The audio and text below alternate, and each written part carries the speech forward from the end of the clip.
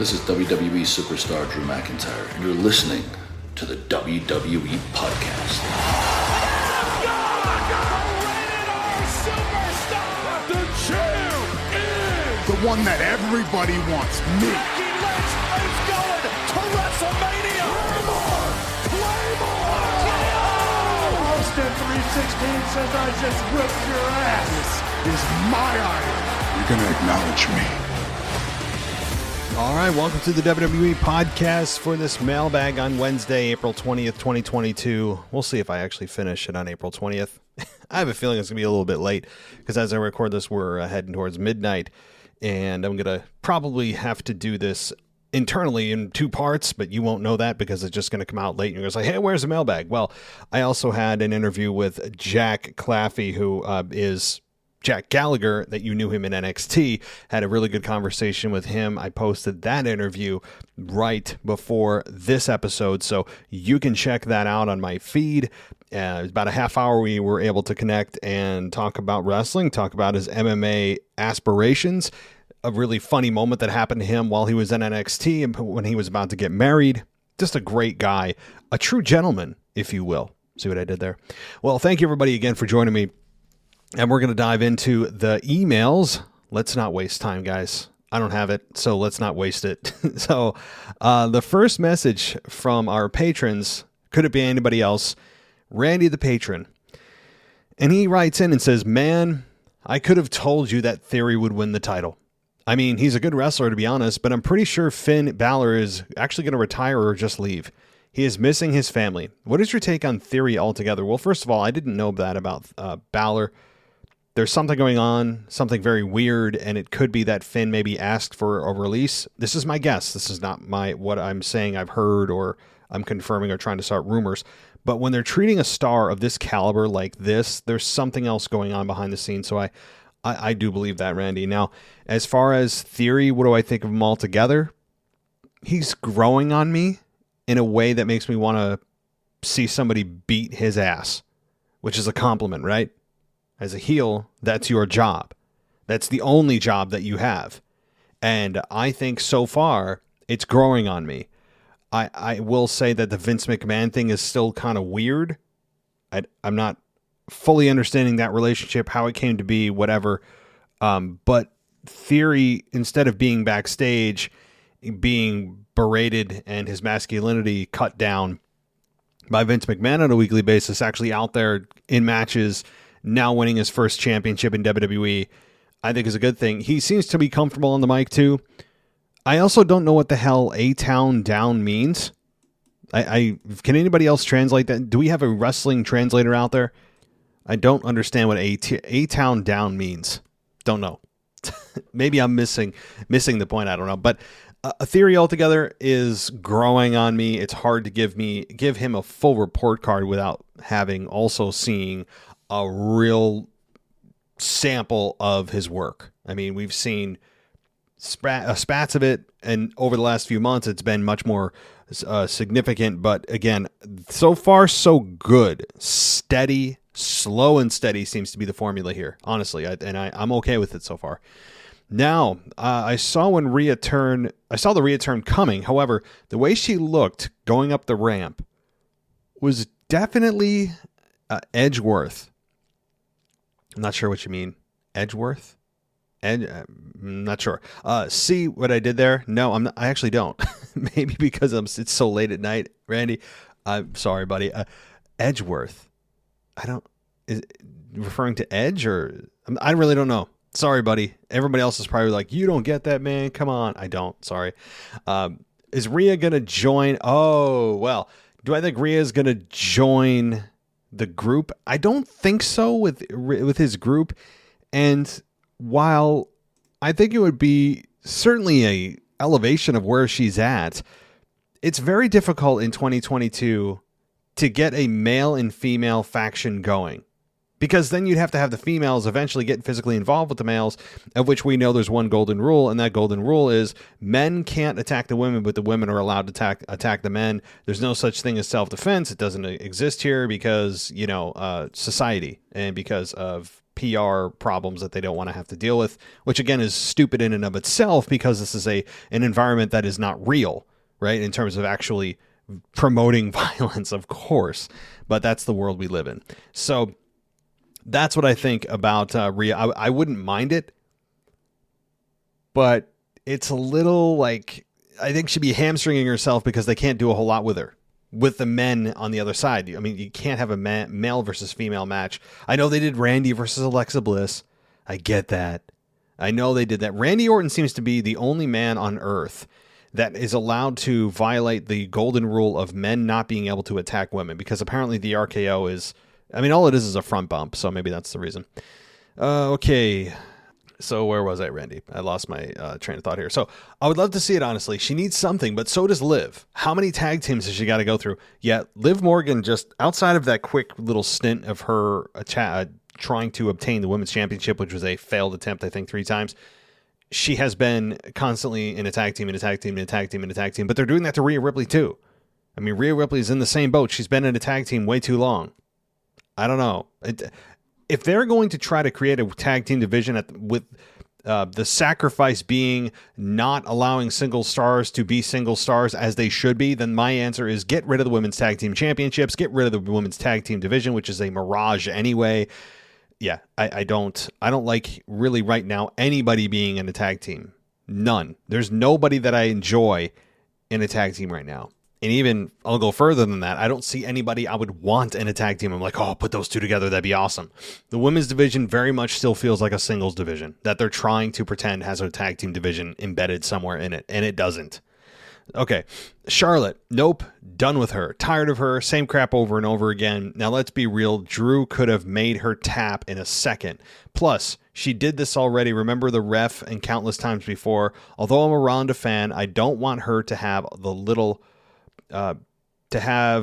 title, but it's taking it off Charlotte, then fine. Yeah, so the fact that she attacked Drew Gulak, which is what you're referring to, and Drew just laid there like a helpless child, was embarrassing. But I understand the objective. The objective was to get Charlotte over. The objective was to push her further. If she had done it to just anybody else like Kayla Braxton, of course they wouldn't have been able to help themselves. They're not trained performers. They never were. And it wouldn't have elevated Charlotte. But if the goal is to just get her heat, I think Kayla Braxton is more beloved than Drew Gulak is. I think they were trying to also show how strong she is by taking down a man. Yeah, from behind. But I think it backfired because I don't believe what they sold me. It doesn't make sense. And when Charlotte is just slapping him, it's like, dude, punch her in the face. If she's about to snap your leg like you're trying to sell me that she is, like, clock her, right? If something like this happened on the street, somebody got me in a figure 8 lock. I mean, as preposterous and implausible as that is, I'm trying to make a point. And that point is, I don't care who you are. Man, woman, child. I mean, of course, a child is completely implausible. Man or woman, let me just stay with that. Man or woman, I don't care, about that.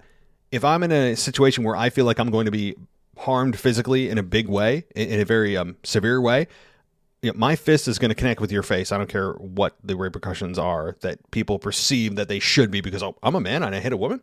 Well, either that or my leg was going to be snapped, So self-defense, my friends. But that doesn't apply in WWE land. And so, yeah, I mean, I know you're done with her, but she's got a long way to go, I think, in WWE. And there's also rumors of her leaving WWE, at least taking a lot of time off. I mean, I can kind of see that coming, but Charlotte is a big-time player. I know you're done with her, but she's a big-time player. You can't tell me you'd want Ronda as champion over Charlotte. I mean, you just can't, Randy. Please, don't do it. Don't go to the dark side. Don't go to Miss Avocado Toast and getting angry that the word woman is in the championship name. And the whisper quiet promos and the weird side smiles she does and the happy baby and angry baby that she does are the only two emotions. I mean, that's her range of emotion. Please, don't. Don't do it, Randy. I'm begging you. I'm hanging on here. Last, great job, man. Love the After Dark so much. Definitely looking forward to it. And also this interview. Doesn't matter who it is. Just love how you guys better yourself each week. Thank you. And thank you so much, Randy. And we try to get better every week. I know that sometimes our quality, it does fluctuate in terms of, sometimes how you're feeling that day. I can't tell you how many times I've come to this microphone and I've just been in a complete fog. And I've had to just BS my way through it. It not a lot, but it occasionally happens with how many shows we pump out. There's just no way we can continue to be on a upward trajectory. It just isn't sustainable. But if our overall pattern is increasing in quality, that's what we're looking for. And, we're always trying to think of ways, and it is difficult. Not that I don't have a great team of creators, but I'm the only one doing the editing and the behind the scenes production and like the videos that go up and maintaining the website and putting the ad-free content on Patreon and our and Apple Podcasts and trying to come up with merchandise and all that stuff. Again, that's just me. And I'm not saying, look at me, I'm doing all the work. Or shouldn't I get a pat? No, it's just the reality of the situation. And I take that on. It's not that I'm complaining and saying, oh my God, I need help. No, but I have a great cast of supporting characters that really contribute. I mean, everybody, you guys know who they are. I don't need to name them, but thank you, Randy. Okay, let's move on to, G-Man. Let's see what he's got to say today. How did Edge and Damian Priest get the same powers as Undertaker and Kane did back in the day? When Edge said the word Judgment Day, it made me miss that pay-per-view. You and me both, brother. I thought the same thing. They literally ruined the Backlash name. So far so good. You're 2 for 2. Finn Balor will sadly be the next one getting released. I have no idea what WWE is going to do with him now, and it just makes me angry because he's one of my favorites, and I think of him as a top guy. But WWE just only sees him as a 24/7 division guy. Okay, before I get to your final piece here. Yes to Backlash. I mean, I've gone through that even last year. I made a whole rant about it. The Judgment Day thing made me also remember Judgment Day. I mean, my most vivid memory of Judgment Day, the pay-per-view, when it was called pay-per-views, is in 2000 when The Undertaker returned as the American Badass. And he came out on the motorcycle and everyone was like, wait, what? I remember watching it on Scramble Vision. Anybody remember Scramble Vision? I mean, it's not the name of a channel, but if you had cable back in the day, I mean, I had Time Warner cable, which has morphed into Spectrum. Many of you had probably, what's that? I can't even think of the other providers around the nation here. Comcast maybe, but it was Scramble Vision. I mean, I very rarely was allowed to order the pay-per-views. And I will say that, the only way that I was able to was to convince him was when it was like a big time pay-per-view like WrestleMania, or go to a friend's house and we'd all split the cost.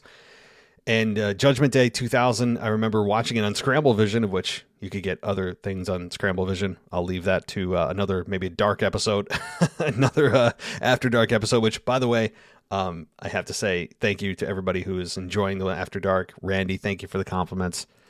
Those of you that haven't seen or heard the After Dark episodes, it's X-rated. Like, do not listen with kids. I cannot say that enough.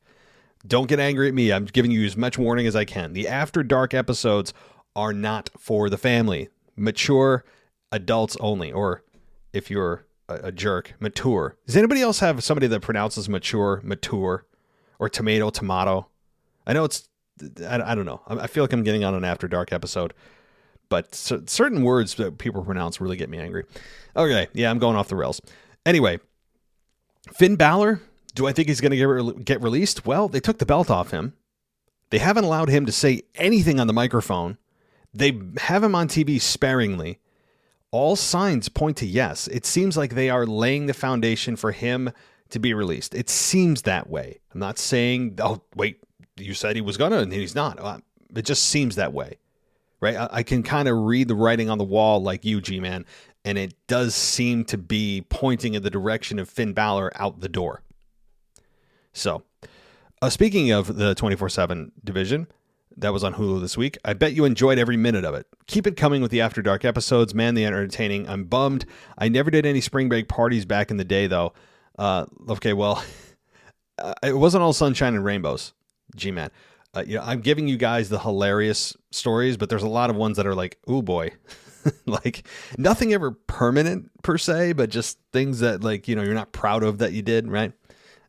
Things that you're just like, man, I'm a one dumb, what? And so it's not all sunshine and rainbows. I probably glorify it more than I should. It's kind of like looking at social media, because when you look at social media, you're only seeing a very, very, very small fraction of people's lives that they want you to see. Anything anybody posts generally is to elicit a feeling of jealousy, whether they're showing off their kids, showing off their vacation, their meals that they're eating, whatever, right? Think about that. Anything anybody posts, whether they're doing it intentionally for that reason or not, subconsciously, it's to elicit a feeling of jealousy among other people. Again, nobody would admit that, but it's kind of true. And so my point about my spring break stories is you're hearing the stories I want you to hear, right? I'm not making any of them up. These are 100% true. But you got to remember the good with the bad. It all exists, especially when you're drinking and, you remember like half of what happened that night. Oh boy. All right, let's move on. You guys are pulling me into the dark side here. Let's see. Lastly, this Saturday will be my 32nd birthday. Well, happy birthday, buddy.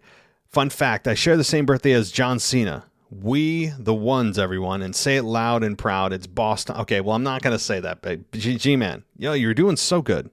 G-Man, you were doing so good. I even wished you a happy birthday, and you had to turn heel. My gosh, you guys have me on edge all the time. All right, let's continue on here, and I'm gonna. Oh, who is this? Wait a minute. Do you guys hear that music? I hear something.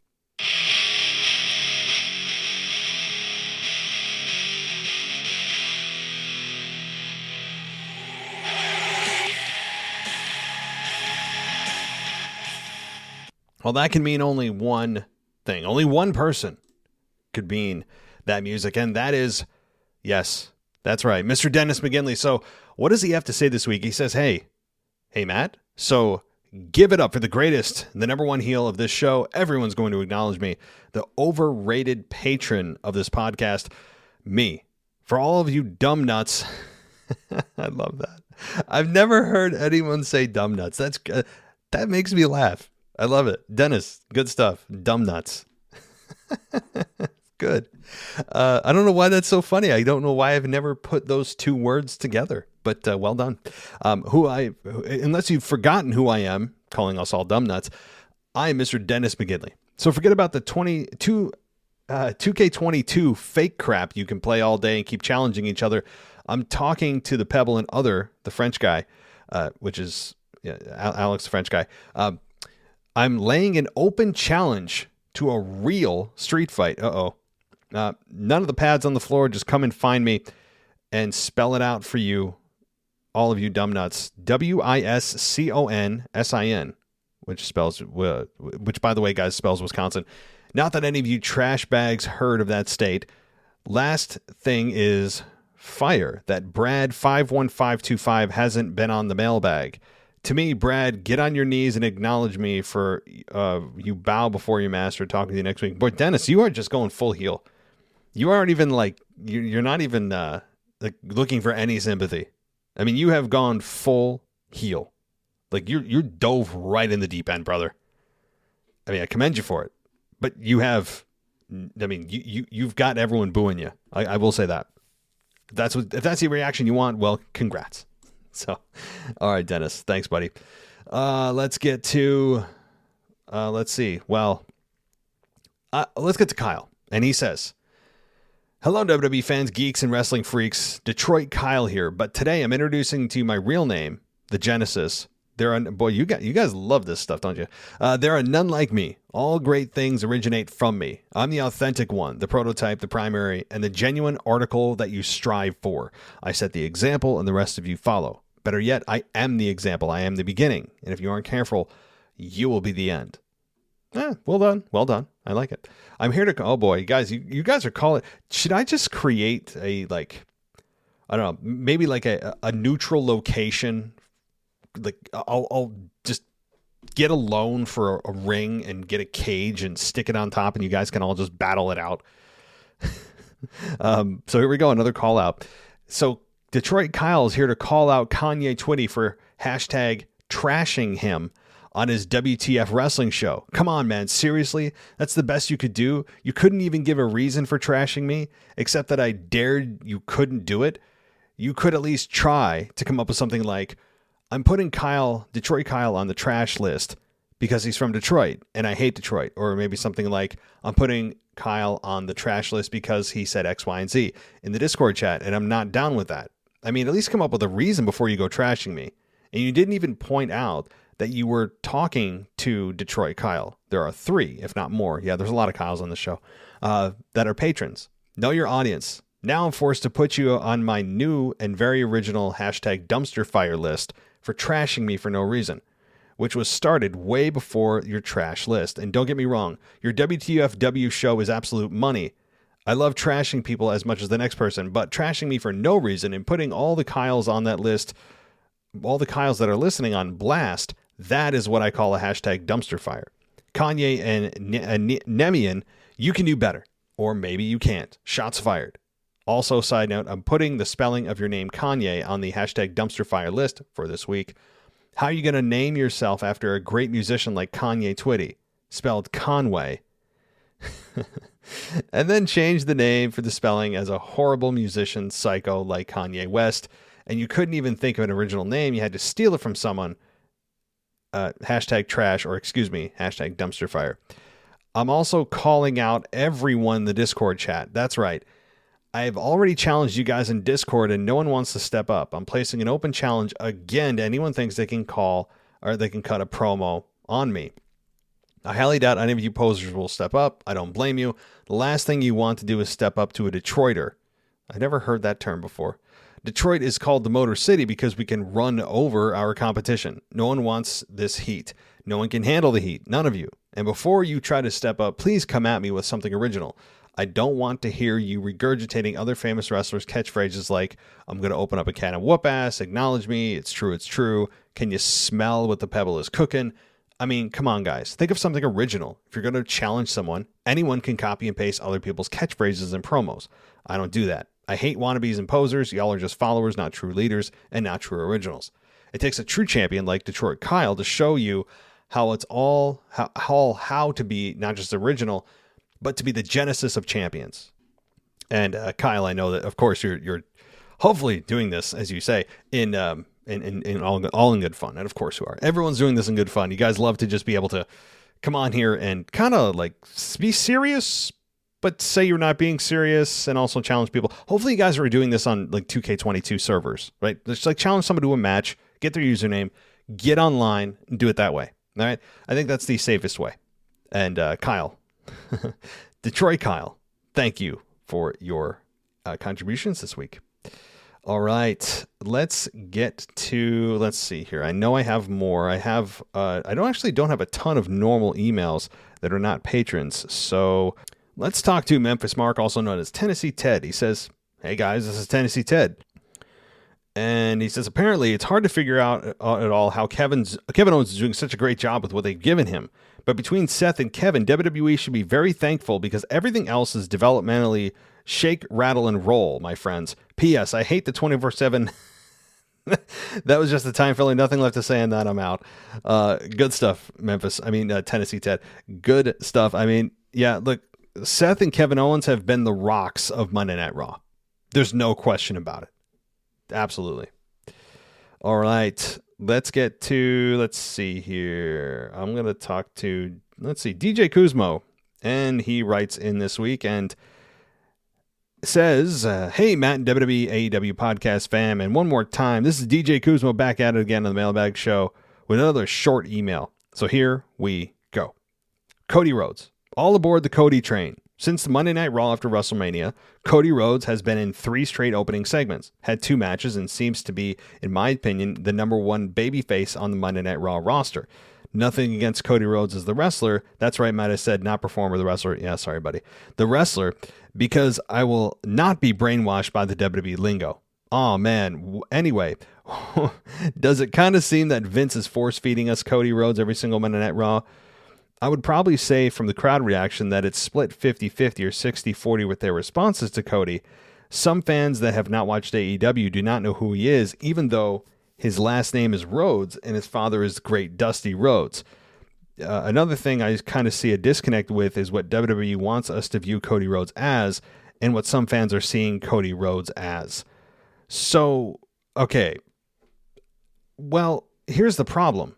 I think there's not a fully positive reaction for Cody the way that they hopefully envision it, because there's a totally different generation of fans that don't know who Cody Rhodes, or rather Dusty Rhodes is. You have a lot of young fans that go, who the hell is Dusty? But don't forget, Cody, when he first came back to Monday Night Raw, the night after WrestleMania, put a picture up of his dad. I mean, even if you don't know who Dusty Rhodes is, the point is that you could relate to the story of at least, having a dad, trying to make him proud and do something for him. So even if you don't know who Dusty is, I mean, I think the storyline seems to be pretty simple, and that's a good thing. But I think the fans aren't really sure, and I think there's a little bit of disconnect with the fans and Cody, maybe even if they didn't watch AEW, because he comes out in a suit. He tries to use big words in his promo a lot of times. Like I think he tries to come off and make it known that he's well-read, and he has these big words. I mean, he won't say that, but I can tell you, I think that that's one of the problems with Cody on the mic, is that he tries to come up with these words and just come across smarter than he may actually be.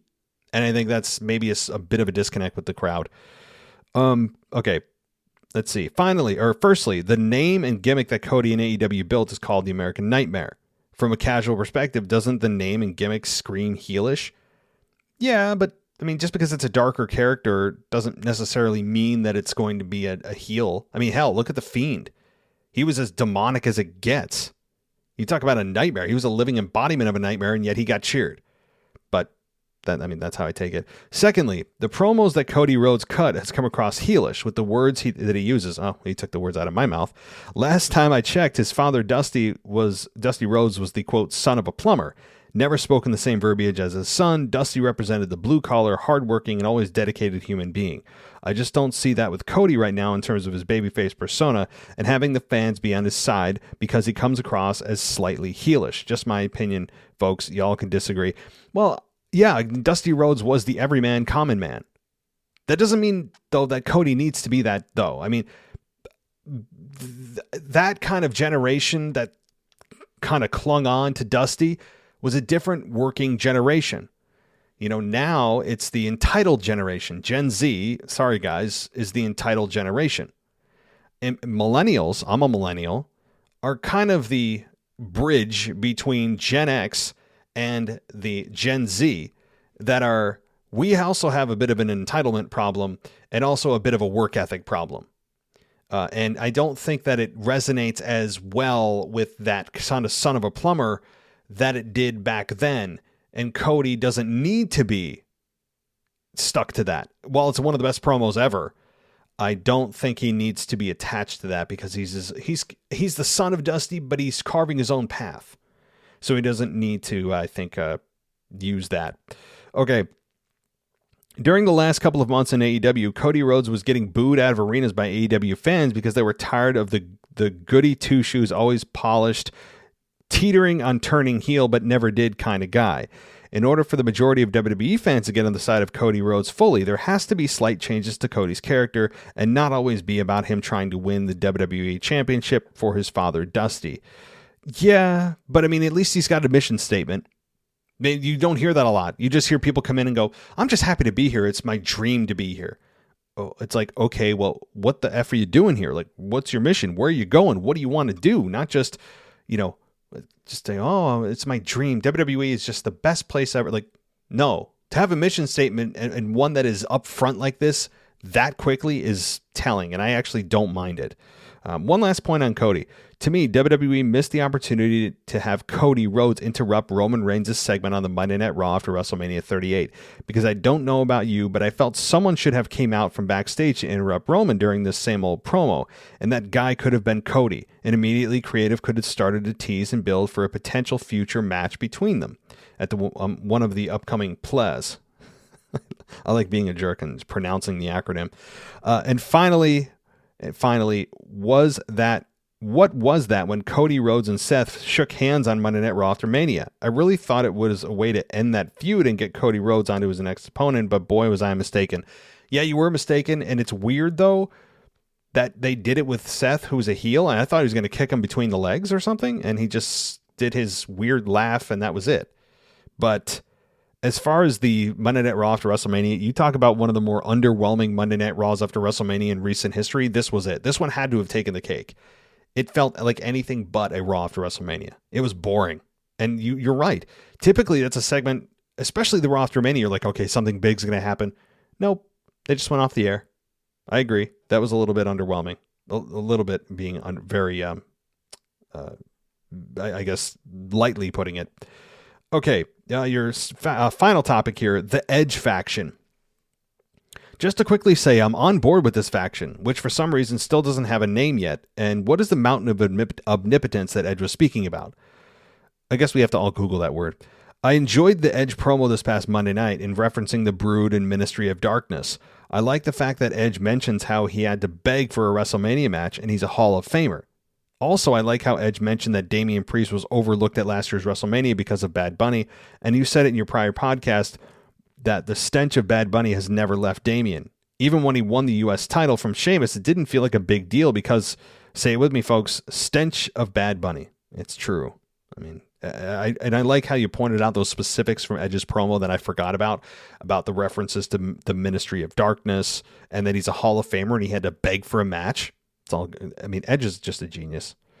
With that being said, and the obvious heel turn that we saw this past Monday, all signs are pointing to Rhea joining the faction. I saw the purple-blue light once again while Rhea was backstage with Sarah Shiver. I'm throwing out some other possible names to join. Finn Balor after losing probably for a second or third time to Theory in the upcoming weeks, where probably he delves into the demon character and turns heel. Possible. I mean, I just made a case about 20 minutes ago for Finn Balor leaving the company, but I certainly would enjoy this as a definitely an option versus him leaving. As far as Ria Ripley, I mean, you're the second person to say that. I think it could be something, but again, she already has the look. She's kind of a darker character as it is. I don't hate it. I'm not saying it's not going to happen. I just am a bit hesitant because she's going to have to work with men. And where do they draw the line there? You know, with the whole men can't fight women thing. I just went over that. So I don't hate it. It's just they're going to be booking themselves into a corner if they do that. I mean, look what they did with Alexa Bliss. God almighty. I mean, she was with The Fiend, but we never saw her wrestle. She's wrestled like two matches in 2 years. It's unbelievable with Alexa. That's a whole nother story. And one last name I thought of is Von Wagner from NXT 2.0. There was a time last year on SmackDown that Von Wagner was with Adam Pearce as his heavy, and there was some news circulating that Creative was planning on creating an Adam Pearce Authority-style faction called Scrap Metal. Well, wouldn't Adam Pearce be the... Never mind. Maybe Adam Pearce could be the mouthpiece for that. But some unbeknownst reason, I never made it. Anyway, Von Wagner hasn't been doing anything substantial in the NXT 2.0, like a title feud or major story. Sometimes I forget he's still on NXT, but plus, Von Wagner is a big dude that kind of resembles a younger Edge. That's all for now. Sorry for the long tangent. And this is DJ signing off. And yes, you have your voicemail. So, all right. Well, let's see what else we have here. We have a couple of emails, from our non-patrons. And well, actually, do we have one more here? Tobias Miller. Let's see what Toby, Big T. Let's get to Big T rather. And Big T says, I'm sure you might know this, but Roman versus Drew is happening in London in a London live event for the title. This is not my mailbag email, but guess what? It's going to be your mailbag email. I just made that decision. And the reason I'm making that my decision is to make that a mailbag email, even though you told me not to, is number one, I'm a pompous jerk. Number two, I want to bring that up because it's important that you're telling us this since they're now starting to work together. I think it's a sign that they're imminent. They're imminently about to work together on actual television. That's important. I think that's what they're doing right now. So thank you for that unintentional email for mailbag. All right. I believe we only have 2 more emails, and then we get to voicemails. And this is Jeff from the Philippines. I know, Jeff, you normally do call in, but let's see what you've got to say. Just a few points here. Number 1, I want Seth to win at WrestleMania Backlash so he and Cody can have another match inside Hell in a Cell, in which the winner becomes the number 1 contender for the the undisputed WWE Universal Championship. Yeah, cool, no problem. I'm with you on Jeff. I can't disagree, and I want Seth to talk about what happened at Survivor Series. Why are we not talking about that? Seth gets beat down, left for dead. No, there's nothing to say about that. Agreed. Number 2, I think WWE and the Universal title are still not officially unified. The last time I checked on their website, there are still separate sections for both championships. Thank you for pointing that out, Jeff. That's an important point because they talked about this unification for months. It wasn't just a last minute, oh, we're going to unify them. Why haven't they done it officially on the website? I don't think that's an oversight. That's a good observation, Jeff. Number 3, I think the Street Profits are slowly turning heel. Montez Ford was actually signaling his hand before the Usos music started playing. They've been acting heelish in the past weeks when they attacked RK Bro after the match with Alpha Academy. Yeah, I mean, I said on my Raw review, admittedly, that I don't think it's a heel turn, but I'm not ruling it out. It certainly was a heel thing to do, but also I think I made the case that their message is just, hey, we're here too. We exist. Pay attention to us. I believe that was my exact message. But if this is the start of a heel turn, fine. But what do you do about Orton and Riddle, who are the number 1 babyface tag team that we all think are about to break up as well? They got a lot to think about. But with the tag teams unified, the tag team titles unified, they won't have to worry so much about when teams split up that there won't be enough depth because you're using the entire roster for 1 set of belts instead of 2. So, number 4, and your final point, can they change Braun Breaker's name to Bronson Steiner? We all know he's Rick Steiner's son. His current name sounds like a created character at WWE 2K. That's all. Thank you. Till next time. Jeff, that's a good point. I mean, we all know that, but I don't... Knowing Vince McMahon, he's just going to chop off his first name. So pretty soon he'll be known as just Breaker, right? Or just Bronson. One or the other is going to happen. I mean, Vince, if anybody has 2 names in their name, look out. If you're not an established star, you're likely going to get the chop in terms of your name because Vince has a long history of cutting names short for one reason or another. Okay, we have one more email, and that's it. So this is Terry from Springfield, Tennessee. He just has a couple of things to say here. First, R-Truth was hilarious during that commitment ceremony. He had me laughing the whole segment. The second, WWE was trying to portray Veer Mahan. Okay, well, first, yeah, Terry, I laughed too with the power in my vest. I said that last night, made me laugh. R-Truth was the only thing enjoyable about that segment, I have to say. Second, WWE is trying to portray Veer Mahan as the next dominant monster, and I just don't see it with him. He reminds me of the second coming of the watered-down Rusev with his mannerisms and even his submission finish. It's similar to Rusev, but he does have a great head of hair. Well, so did Rusev. I mean, in his defense, he just didn't grow it as long as Veer. And, you know, if Rusev had grown it out, it probably would have been as same quality as Veer. So there is, but I guess, yeah, point taken. Third, since Balor dropped his U.S. title, I think it would be a good idea if he joined Edge and Priest and be the third member of the stable and have him stay in his demon persona with a suit on. I think it would be good for his character to see him as a heel in that faction instead of him just being a mid-carder with no story, just an idea. What are your thoughts? Well, Terry, I mean, I addressed this already many times throughout the show already, and I better than him getting fired. And I made the case for him being fired and why it seems to be pointing that way. But the other option, a much better option that I think we would all agree on, is that he's actually a part of this faction. He is morphed into this this group that I think would be a much better suited group for him, and better than being fired. Absolutely, and I think it would fit very well. Definitely, he's a dark character. He has that dark side to him. What if it's Rhea Ripley and Finn Balor and Damian Priest and Edge? Hell, sign me up. Sign me up now.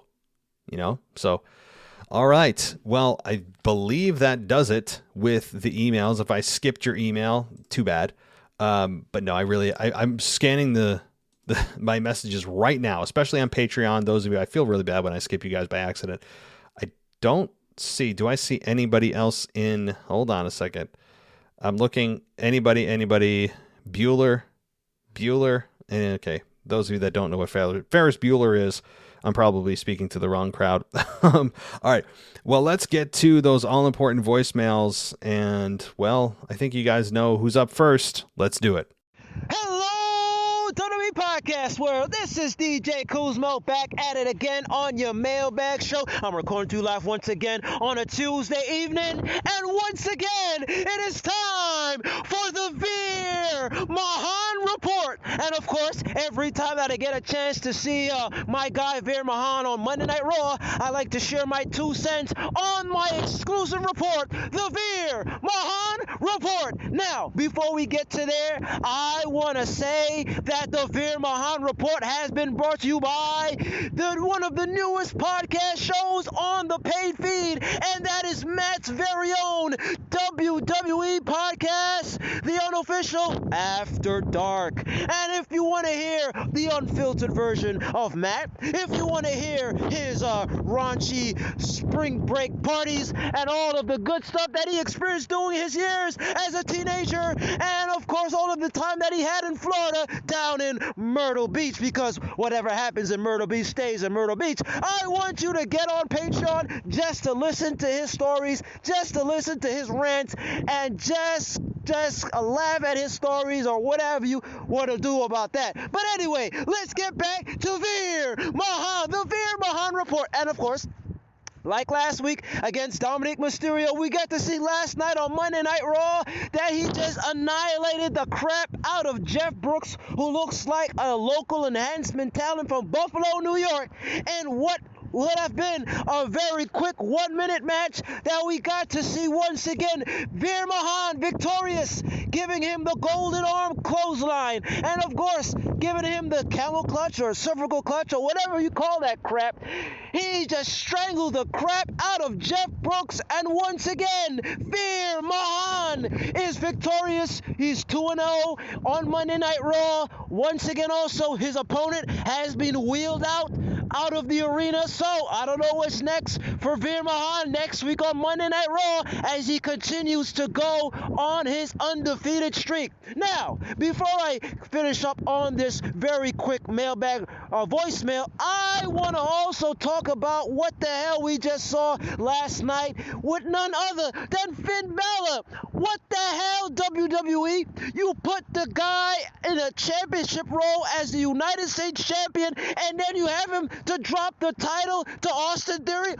I'm sorry, Theory. You have him to lose the title to Theory on Monday Night Raw. What the hell? You had all of this investment in Finn Balor in NXT, and then when you brought him up to the main roster, he just falls flat on his face with all this goddamn 50-50 booking. Absolute crap. And I hate it. I absolutely hate it that this guy had now dropped the title. With that being said, I don't want to get any longer than this. I hope you all have a blessed week, and I'll talk to you next time. DJ, well, thank you for the unsolicited promo for our After Dark show that is only available on the VIP side of our website or on Patreon for $1. You can get on there. And we also have exclusive video and everything as you go higher. But hey, thank you for that. And yeah, it is. I feel it's a bit raunchy. I got to say, but you guys wanted it. You asked for it. You got it. And it's a very different experience for me on the After Dark show because it's weird for me to curse on the show because of so many years that I've avoided a lot of the words that'll cause this show to be labeled as explicit. I have to usually avoid that. So for me to just be able to free and spitball, no pun intended, for those that listen, I just really I felt uncomfortable at first, but I'm starting to warm up to up to the microphone and feel uncomfortable hitting that post button. But yeah, if you want a couple of spring break stories from Myrtle Beach, South Carolina, yeah, there's a couple there. And we've got more stuff and things that just kind of just annoy the crap out of me. I also put on there. It's kind of it's a very different show. Thank you, DJ. But Veer Mahaan, I don't know what to say about him. I'm giving him a chance. I appreciate the Veer Mahaan report. That's good stuff because we don't talk about him a lot since he's right now he's in the lower tier of the card as he should be, but he's a rising star, at least one that they're attempting to rise. And he's right now just destroying local talent. He'll eventually move to people on the roster and start low and work his way up. That's a very formulaic way to do it. It's not the wrong way. It's not the wrong way. I mean, it's a fine way to do it, but I would also advise them to give him mic time. Like while they're showing his physical dominance, don't just keep him a one-dimensional character. Tell us why he's here. Give him time to talk. What's his background? Like, don't just make him this grunting monster. Okay, like Umaga. Give him something. And as far as Finn Balor, I mean, I don't know what more to say about it. This seems to be a common theme tonight about him losing the belt and other people thinking he's going to join Edge's faction. All possibilities are on the table. I wouldn't be surprised if tomorrow we see he's released, but also on Monday night we hear that he is joined. We see he's joined the Brood 2.0 or whatever the hell this is going to be. The Ministry of, I don't know, whatever. I couldn't come up with something clever, but those are the two options right now that I see. Finn Balor is on a transition. Either it's one extreme or the other. I really believe. I don't think he'll just sit in obscurity. So thank you, DJ. Let's continue on. A few voicemails tonight. There's not a ton. Let's keep it going. Yes, this is Seth from the Midwest, somewhere in the Midwest. So I wanted to go ahead and talk about something that a lot of people aren't really talking about, and that's the disrespect to Edge. Like, I don't understand. He came back in the Royal Rumble in 2020, went on, had a great feud with Randy Orton, and ever since then, everybody's kind of been like, oh, we're sick of this guy. I'm like, but there's no other guy on the roster that tells a more compelling story or has over 30-minute matches like Edge does, especially at his age. So I'm just like kind of wondering, what's the disrespect? Why is everybody disrespecting Edge for? It just blows my mind. That's about it. Bye. Well, hey there, Seth from the Midwest. I actually haven't heard a whole lot about this, but apparently you're right, and I think you're right because Edge alluded to that in his promo that, you guys missed me. Come back, Edge. Come back. Can you come back? And he comes back and then, oh, well, you hear too much. Go away. And then come back. Like, there's no pleasing us. And that's when he said he had an awakening. I believe there's actually a small piece of truth to that. And while I don't generally believe that's who he is and what he believes, I do think there's a part of him that believes that, which is why this character is working so well, even though it's such a 90-degree turn from what he was. I think that there is some validity to that. I'm not one of those people because I think that we have to realize that, look, Edge is here for a very short period of time, an undetermined but likely very short period of time. I mean, look at his age. He's in his upper 40s. Like, he's not going to be here long. He is giving us what he can. He's writing his own last chapter, and that's admirable. He's busted his ass to get back here. He's trying out something new. He's also in the process, guys, for those that feel like he's maybe being selfish or we're seeing too much of him, helping build new stars, which is what this entire company's about. So, there's that. He's probably backstage. No, I know he's backstage, giving advice when needed, when solicited, even unsolicited. He's an invaluable tool to the company, and he's the best promo in the company right now, arguably. So I don't understand the backlash for Edge. He's not even having matches on Raw. When's the last time he had a match on Raw? Anybody who's having this complaint, please talk to me. Call us, please. I'm serious. Leave a voicemail next week. I want to talk to you. 518-952-0247. I'll repeat that. 518-952-0247 is the voicemail number. You have 3 minutes to make your case. And I would love to hear why you're tired of Edge. Seriously. I'm with you, Seth. Like somebody, I'm not being a jerk about it. I would actually love to talk to somebody about that. So, all right, let's get to the next voicemail here. Hey, it's Kyle from Baltimore. So I just wanted to talk about the situation with Bianca Belair and Sonya Deville and that whole thing on Monday. I have a big problem with Sonya Deville going out there, Bianca Belair out of nowhere, just saying she's going to face Bianca for the championship, and and people may like this because she's back in the ring after being the authority figure. But I can't help but to say, again, it's going to be. I'm not saying it's going to be. Hopefully, this will not turn into a racist thing again, like she did with Naomi all through last year. But I can't help but to think that way because of what she did to Naomi last year, and I just hope that she has a better explanation. She has a really good explanation of why she went after Bianca Belair. because all I could see is her being a racist in that moment. And no, you don't see it. A lot of people who are watching this don't see it, but I do. And I just hope that they have a better feed from that, a good explanation, I should say, on Monday, because there is, and probably this is, of course, this is a filler feud. Just hold it off until Becky comes back, and Rhea Ripley, even Alexa Bliss. Hopefully she'll come back throughout the summer. Hopefully, because I do miss Alexa. But I just hope that they have a really good story and not go to do the race card like they did with Naomi all throughout last year. And again, that was a touchy subject for you on your show, but I can't help but to see that perspective of it. So give your thoughts on that, but that's it. It's your call. Bye. Hey, Kyle. Well, if they're going the race card, they're stupid. Serious. I mean, they have to be blind, deaf, and dumb to really believe that that's a good thing to do. Now, if their goal is to elicit a massive, fiery backlash of a response and for them to have a PR nightmare, then sure, take the race card and go with it. But even in a time when race wasn't such a hot topic, like back in the early 2000s when Triple H and Booker T had their WrestleMania match, and there was a lot of racial undertones in that match, a lot of ones that Anthony DeMarco and I had a whole show on. Even then, it was poorly received. You fast forward 20 years, and race has never been a hotter issue, for better or worse, or whatever. Leave that to your decision.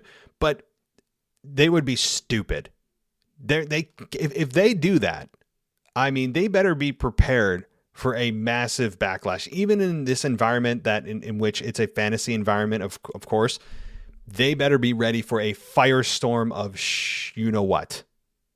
Okay, I came as close to saying that as I could without getting this labeled explicit. So, I mean, they can't do it. But it is suspicious, like you said, Naomi and now Bianca, both African-American women. Sure. But is that coincidence, or is there a strategy behind it? If they dare go that road, Kyle, I mean, they had better be ready. They can't do that. Nobody's that dumb. I really hope so. I don't care what kind of storyline you think you're going to, whatever benefit that you think that could come of that racial storyline, it's not worth it. I don't care what you try to sell me on. So I'm with you. All right, let's get to our final couple voicemails and we'll close it out, guys.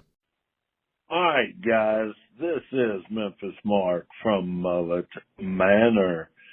My little rants I'm going to do this week because I have an argument with a few Twitter people is poor Finn Balor.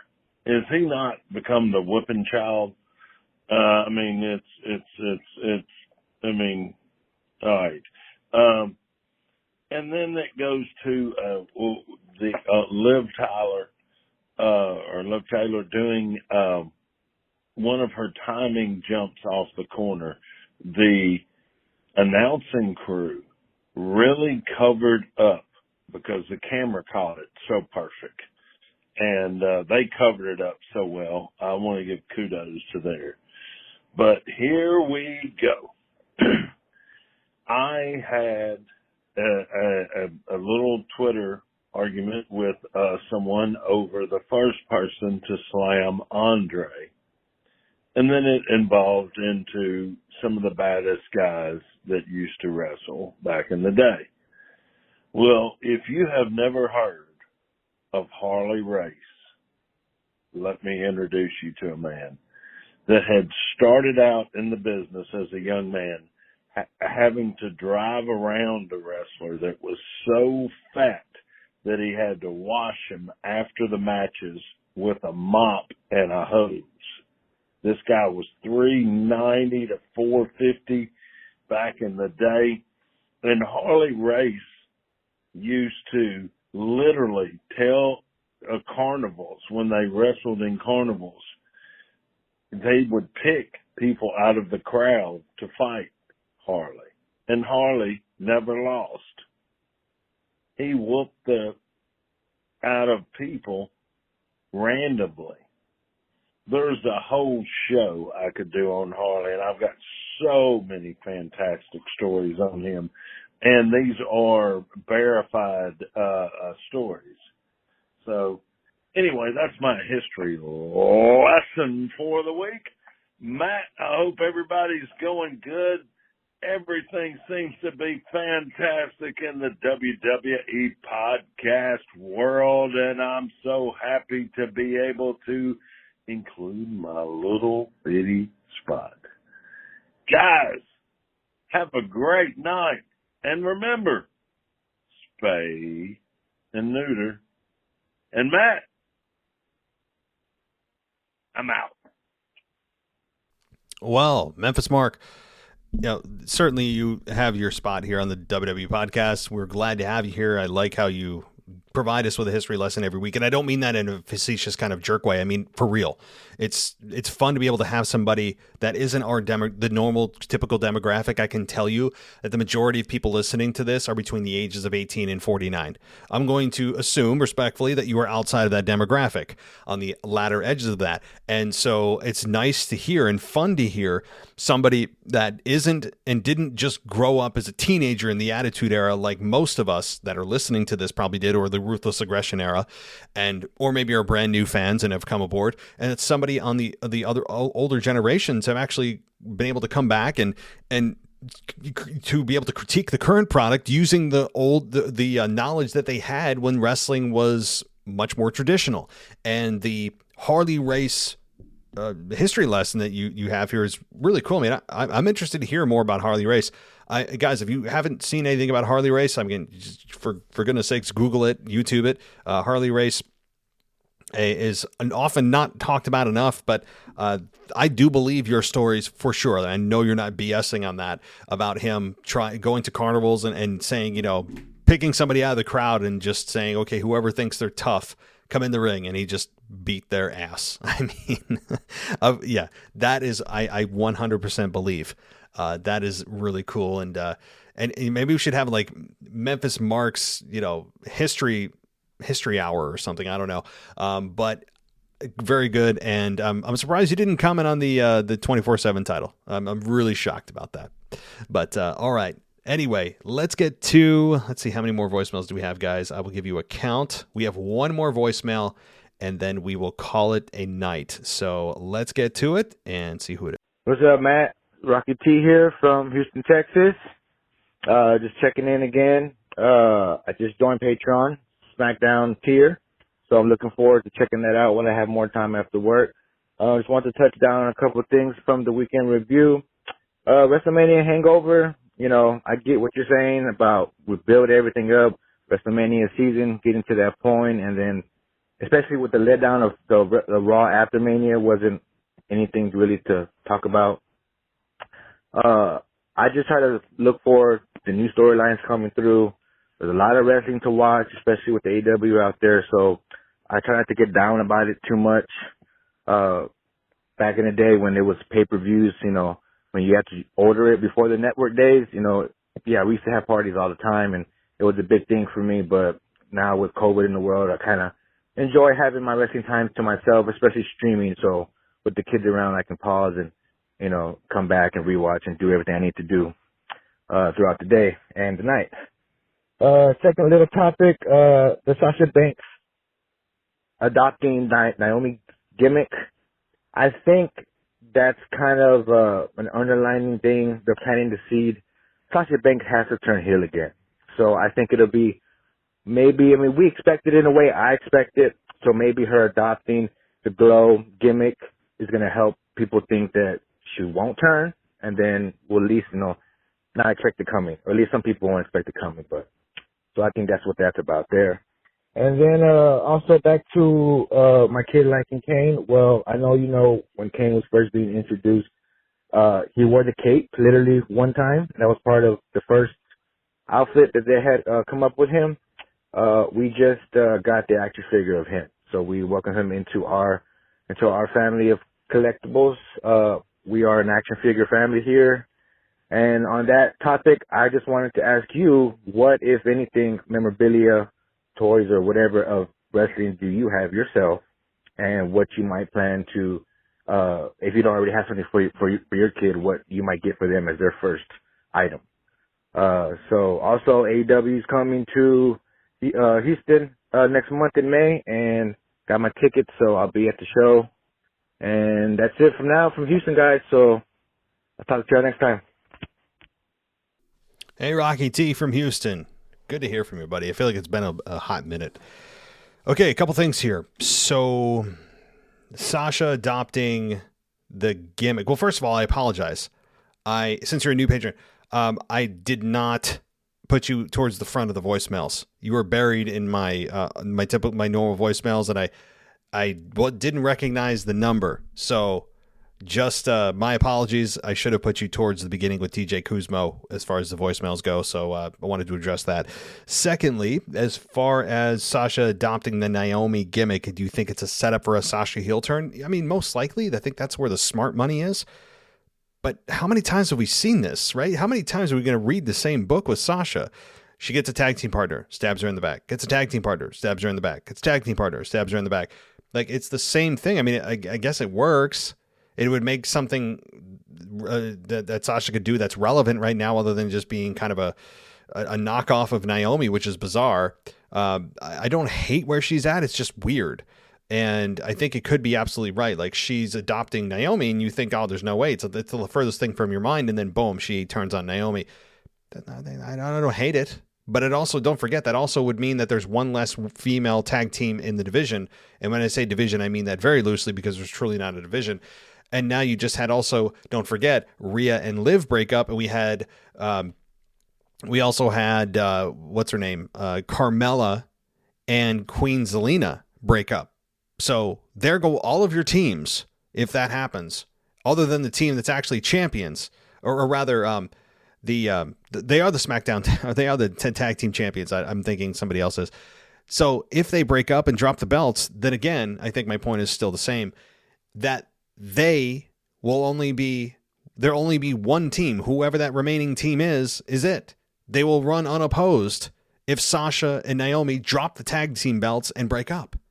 So you got to be really careful about this stuff, because there really isn't a women's division. And then you also hamstring the people that have the belts, the women that have the belts, because they have no one to compete with, and they go into obscurity and everyone forgets them and go, oh, that's right, they have the women tag team titles. That's right, they forgot about that, right? So, but I understand your point. As far as toys that I have, well, first of all, cool that you got the cane with the cape on it. Did you say you actually had the cane with the cape on it? If that's the case, that's really cool. Very rare. And well, at least very rare in terms of people seeing that, because many people don't know that Kane actually did have a cape originally that very quickly got dispensed for the original Kane outfit that we all knew that happened at Bad Blood in 1997.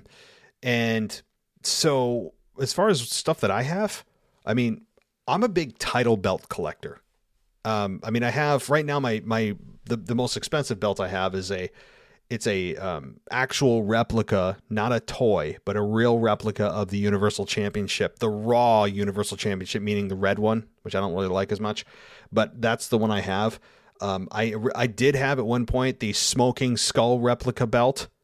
That I loved that thing. Many years ago, I sold it. I don't know why.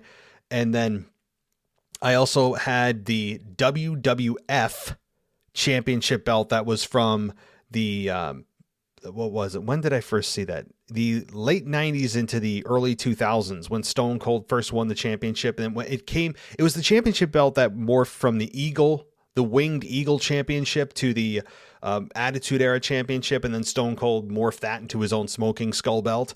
It was that one. It was the WWF, and it actually had WWF on it, not WWE. So it was even more collectible. That thing I sold. I mean, I was like 20 years old, 25 years old. I'm like, what the hell? I wish I could talk to myself. Like, I don't know why I sold those, but I had those. I also have a bunch of hats, like a John Cena hat. I have a Roman Reigns hat. I have a Suplex City hat, Alexa Bliss hat, Generation X hat. I also have a bunch of t-shirts, classic ones like DX, Austin 316, again, a Brock Lesnar t-shirt.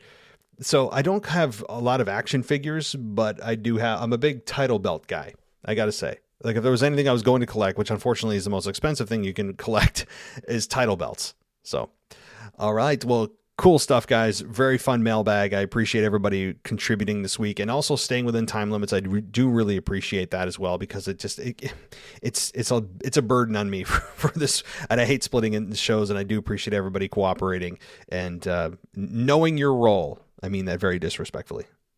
Anyway, all right, I'm turning heel on you guys. I seem to turn heel every time I end the shows. But thank you. Seriously, I mean that, everybody, for real. I do mean thank you for contributing to the show.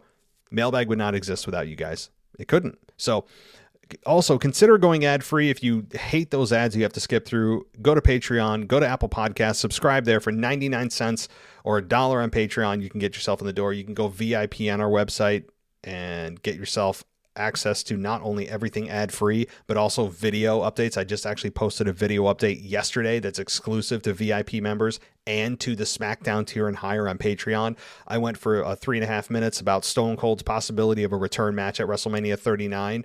A very real possibility. So I talked about that exclusively for patrons on the $5 tier and higher and on our website, www.podcast.com. So guys, thank you so much for listening. I'll be back on Sunday with your week in review. Until then, thanks so much. I'll talk to you next time. Thanks for listening to the WWE Podcast. Don't forget to subscribe on your favorite podcast app so you don't miss a show, or head to wwepodcast.com. And for all of these shows ad-free, head over to patreon.com/WWE Podcast. Until then, we'll see you next time.